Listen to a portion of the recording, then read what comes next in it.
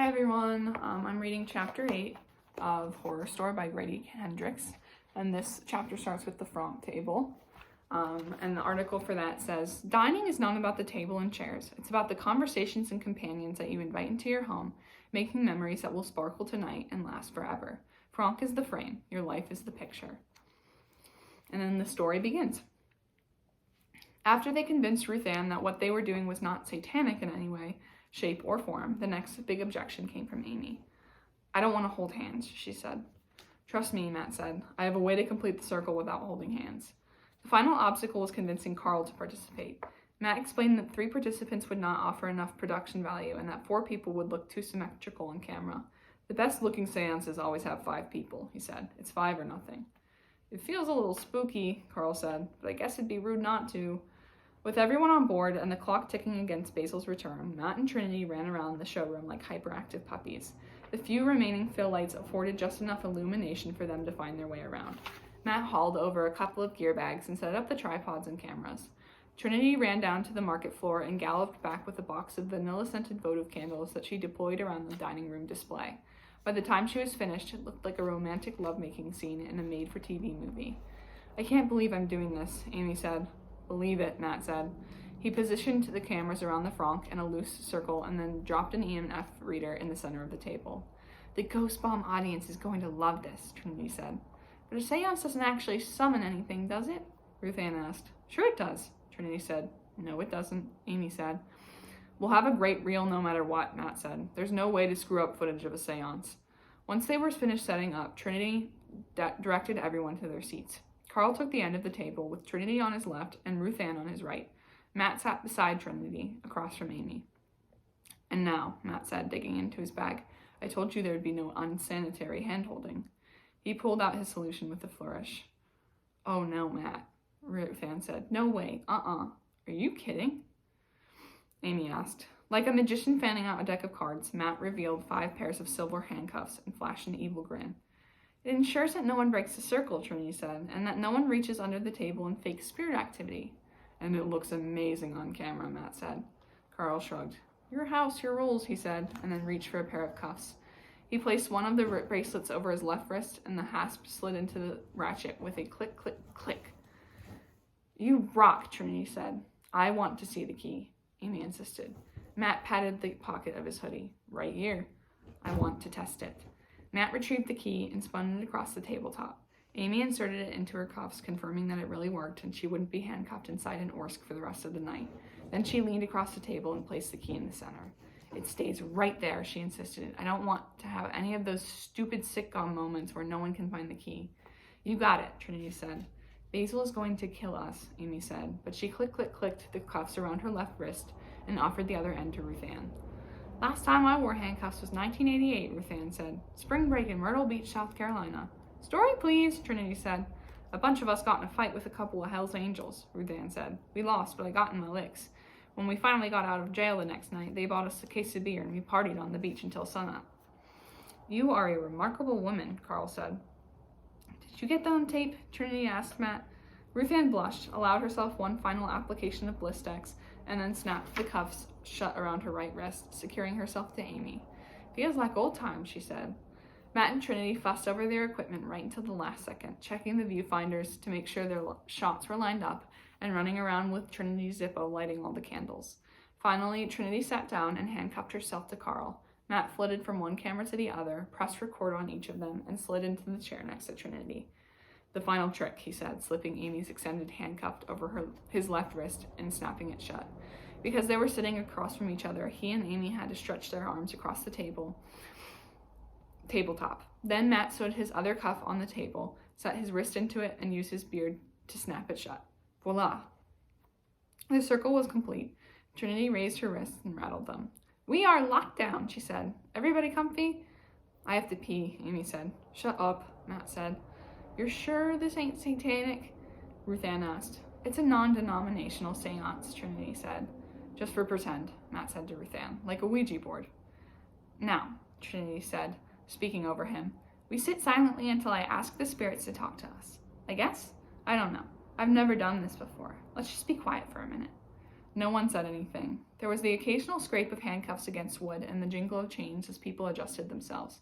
Amy wanted to scratch her right side, but there wasn't enough slack for her to reach from her left to her right without pulling Ruth Ann out of her chair. Slowly the handcuff noises settled, and then they all began listening to the great silent store. Someone's stomach rumbled, and Amy tried hard not to laugh. She looked up and saw Trinity stifling a giggle, and that put her over the edge. "Sorry," Carl said. "That's me." "Get that man a meatball," Amy said, which made Trinity laugh even harder. "Shh," Matt said. "We don't have a lot of disk space." They quieted down for a minute, and this time the silence lasted for almost 15 seconds. Then an unearthly moan filled the dining room display. Amy turned to Ruth Ann, who had her eyes closed. "I want to speak to your manager," Ruth Ann moaned. They all burst out laughing again, all except Trinity. "Come on," she said. "Basil will be back any minute. Get serious." Okay, Ruth Ann said. "I'm sorry, I'll be good." There were a few more giggles, moans, and strange noises, but eventually the group settled down. Trinity closed her eyes, and Ruth Ann and Carl followed her example, but Amy glanced around the room. The candles flickered in the gloom, throwing shifting light over the Orsk wall posters. "Our home is forever," read one. "A place for the everyone for always," read another. Matt caught Amy's eye, and she glanced away, pointlessly embarrassed. She felt like she'd been caught with her eyes open during Thanksgiving grace. The overpowering scent of candles was starting to give Amy a headache. The enormity of the store stretched out around them, and the silence pressed down like pressure on the ocean floor. "Spirits?" Trinity called. Her voice shattered the silence, and Amy flinched. "Are you there, spirits? Can you hear me?" Ruth Ann stretched out her hand and patted Amy's wrist reassuringly. "Spirits," Trinity repeated. "Are any of you present tonight? If you hear my voice, give us a sign." There was no noise, not a sound. Amy realized she was listening as if she expected an answer. They were all listening. The cloying chemical stink of vanilla seemed to be crowding all the oxygen out of the room. "Spirits," Trinity continued, "we come in peace to let you communicate with us and tell us what you want. We know that you were imprisoned here unfairly so long ago, and we want you to know that we wish to hear your stories. You were forbidden to speak then, but you're free to speak now. Speak, O spirits, speak." Trinity had never sounded so sincere, not in all the time Amy had known her. Trinity really, truly believed this stuff. And only then did it occur to Amy that the seance could in fact be dangerous. Who knows what they might be opening themselves up to? But it was too late. It had started, and now it had to run its course. There was nothing to do but listen. Amy closed her eyes and listened to the whirring of the cameras as their motorized lenses zoomed in and out, their irises adjusting automatically.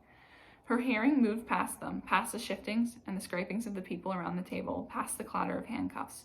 She heard the bass roar of the massive HVAC system, and she listened past that. She heard the wide, unnatural emptiness of the store, then the gurgle of pipes in the walls. She heard the building creaking and popping as it settled around them. Then her hearing sailed outside the building, and she imagined she could hear the crunch of Basil's sneakers in the parking lot as he paced in circles, waiting for the police. And then another noise, much closer. A soft, wet sound. Someone breathing. It came from across the table. Amy's concentration snapped into focus, but it took some effort to swim up through her layers of awareness and finally open her eyes. It was Trinity. Her eyes were closed, and in the mellow candlelight, Amy thought she could see them flickering back and forth underneath their lids. Her mouth was hanging open. Her fists were balled on the table, clenched hard inside their silver bracelets, and her nose was running. A thin trickle of snot collected on her upper lip until her heavy breathing sucked it into her open mouth. A dozen wisecracks sprang to her mind, but Amy resisted the urge to say anything. Everyone was being so serious. The snot kept flowing, more and more of it, streaming over Trinity's upper lip and trickling into her mouth. It was disgusting. Amy glanced over at Matt, but his eyes were closed. They all had their eyes closed. Amy shifted in her chair. Shouldn't someone say something? Or maybe wake Trinity up? She wouldn't want this in her ghost bomb reel. Finally, Trinity's mouth was full and the snot spilled out. Stretching toward the tabletop, a thin silver strand of drool hanging from her lower lip. It began to stretch and descended, quivering toward the tabletop, swinging gently back and forth until its pendulous head tapped the front of Trinity's t-shirt and stuck there. Amy couldn't stand it anymore. "Hey," she whispered. With a sudden wet gasp, Trinity opened her eyes and tried to swallow. Her throat flexed and she choked on the thick, glutinous mass. She gagged and gagged again, unable to get it all down. She reached for her neck, but her handcuffed wrists couldn't get close enough. "Matt," Amy called. "It's okay," Matt said to Trinity. "I'm here." Ruth Ann opened her eyes. "What's happening?" "She's choking. Get these cuffs off." "It's okay," Matt repeated. "Just spit it up. Trin, get it out." Trinity's throat gave a final heave, and what Amy saw next was impossible. It looked like she was vomiting underwater. Thick, milky liquid hung in front of Trinity's face, an impossible cloud suspended in midair, soft white tendrils unfurling in slow motion. "Get her cuffs off," Amy repeated, but either Matt didn't hear her or he was too awestruck to respond. More fluid surged from Trinity's mouth, thickening the milk cloud. Candlelight reflected on its undulating surface, amplifying every delicate tremor, making it appear alive. As Trinity regurgitated gulp after gulp of white fluid, its aimless drift took on a purpose, unrolling tendrils back toward her face, latching onto her hair, her ears, clinging to her cheeks and dragging itself over her, obliterating her features beneath its milky ripples. The cloud pulled itself slowly over Trinity's head, engulfing her from the shoulders up until all that was left was a torso disappearing into a white glob of liquid, its sides rippling with surface tension as if it was breathing for her. Trinity's chest heaved and her diaphragm and stomach jerked as she pumped out more liquid. The liquid mass thickened and bulged. Some distant part of Amy's mind understood that the Brooka bathroom smell had returned, a rich toilet stench, stale and rank like rotten cheese. The only person not watching the ectoplasm was Carl. His eyes were closed and he was breathing heavily through his nose. His face was red, his neck was corded. Sweat had blackened the collar of his polo shirt.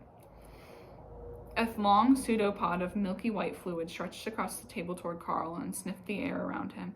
He opened his eyes just as the fluid rolled over his face in an intimate gesture and floated up his nostrils. Amy wanted to gag, but she couldn't speak. She couldn't move. She was paralyzed watching this foul communion. The fluid stretched across the table from Trinity's mouth to Carl's nose, rippling in midair over the table like fabric floating underwater. Help, Carl mumbled. The ribbon of fluid fluttered, shaken by the sound of his voice. Then its tail broke free of Trinity's mouth, and quick as an eel it disappeared up Carl's nose. As suddenly as it had appeared, it was gone, and the spell that paralyzed the group was broken. "Okay," Amy said, trying out her voice, relieved that she could speak. Okay. Is he?" Ruth Ann whispered. "Hurts," Carl said loudly. "Forgot. It hurts." His voice was different. It was deeper and didn't sound like Carl at all. His hands spasmed and clenched into their cuffs like dying crabs flexing on the table. A long minute passed before he spoke again, but when he finally did, he was considerably calmer. "Forgive me," he whispered. "Why does it always have to hurt so much?" Trinity's head was lolling backwards as if her neck had been broken. Her eyes were closed. Her trance was still in effect. Her voice was a croak. "Who are you, spirit?" Carl looked down at his wrists. All of his insecurity, all of his weakness, all of his kindness, all of it was gone. "You have me in restraints. This is too misguided. You are sicker in your spirits than I first believed." "Who are you?" Trinity asked again. "I am your warden, your healer. I am your North Star, your dispenser of health and goodness. You shall learn to love me like all of the penitents in my beehive."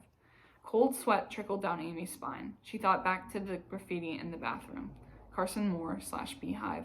3 years crossed out, 4 years crossed out, 5 years crossed out, 6 years crossed out, 7 years crossed out, forever. "They called it my beehive because it hummed with the sound of industry," Carl continued, his sweat-soaked face earnest. "My partners grew fat off the labor of my penitents, but I truly cared for them. I prescribed the toil that purified their souls." "Enough," Matt said, reaching across the table for the handcuff key, dragging Trinity's limp arm behind him. But in the midst of all the confusion, the key had vanished. "The sad young lover," Carl said, "sick at heart, chasing after something he could never have. I fear the cure shall be different for you, my lad." "What the fuck are you talking about?" Matt blustered. "I'll have you turn the crank," Carl said. "It shall cauterize your sense of romantic folly. 1001, 1002, 1003, 1004. "Where's the key?" Matt said, looking around the table. "Who has the key?" 10,000 turns of the crank every day, Carl continued. 10,000 today, 10,000 tomorrow, 10,000 the day after that. There is no exit until you're cured, because the door of the beehive only swings one way." He turned away from Matt to study the rest of the group. "Did any of you think you were here by accident? I've been watching you for so long, picking the sickest from amongst your ranks and nudging the hand of fate to guide you into my care. Providence must smile upon me, because here you all are." Amy wanted to say whatever, something flip, something to undermine him, to undercut his bullying, to show him that he couldn't talk to her that way, but she felt hollow and two-dimensional and useless. "There's the spinster," Carl said, looking at Ruth Ann, "still afraid of her creepy crawlies, still possessing the mind of a child. Her cure will be quite painful, I'm afraid, but pain is a sure sign of its efficacy." Ruth Ann recoiled, and next Carl turned to Trinity. This one must be turned from her tempting ways, he said. There is a treatment involving the crushing of one's body on the treadwheel that is most effective with fallen women. Then he turned to Amy. She looked down at her lap, avoiding eye contact. She didn't want to be seen by him. She squirmed like a bug on a needle while his eyes stripped her of her clothes, stripped her of her skin, laid her open, and revealed her workings on the dissecting table. And you, he smiled, I've been looking forward to treating you most of all. I shall present you with a variation of my tranquilizing chair that will guide you to the fulfillment of your true nature. For this is not penitentiary, you see. It is a mill to manufacture sound minds. It is quite easy to begin, something I learned from the Serbian tribes. Churches are built where saints were martyred. A bridge requires a child in its foundations if it is to hold. All great works must begin with a sacrifice. And with that, Carl stood. Ruth Ann jumped, expecting to feel her left arm pull away from the table, but empty handcuffs dangled from both of Carl's wrists. Somehow he had detached himself from her and Trinity without anyone noticing. Give me the key, Matt said, trying to sound brave. Carl turned his burning gaze on him. My whip shall split your bestial hides and drive you on to work, for work is the moral treatment that will mend your degraded minds, he warned, his voice rolling like thunder across the showroom floor. It was the voice of a preacher, a voice of the past, a voice for cathedrals, a voice from a time before microphones. It was a voice that denounced witches and flogged sinners. It was a voice that sang Latin while women burned at the stake and men were crushed beneath stones. Now, let us make the necessary sacrifice for my great work to begin again. Let us use the materials at hand to fling wide the gates and open the door. Come inside my mill, he said, licking colorless lips with his pale tongue. Come inside and let hard work cure the weakness inside your minds. With that, Carl took the empty cuff dangling from his left wrist and, holding it like a scythe, pressed the sharp end of the hasp against his windpipe. At first it looked as though he was scratching an itch, but then he forced the tip into his neck, pushing the handcuff's teeth into his throat. Ruth Ann shrieked. Amy couldn't look away. Carl pushed the hasp deeper into his neck, hooking it behind his trachea.